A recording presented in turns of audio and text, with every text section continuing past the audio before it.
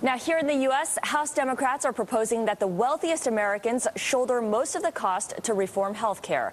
They're calling for additional taxes on households that earn at least $350,000 a year.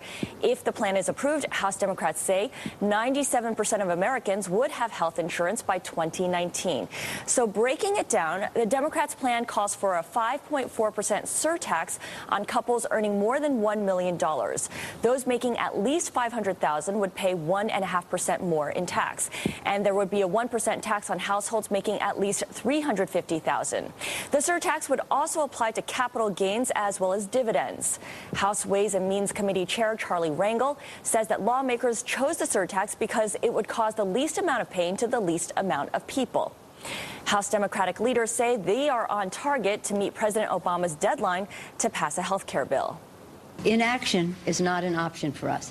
That is why we're still on schedule to do what we have planned, to vote on this legislation before we leave for the August recess. Still, even if the bill passes the House, it may face problems in the Senate. Senate Democrats have all but given up on plans to directly tax the wealthy.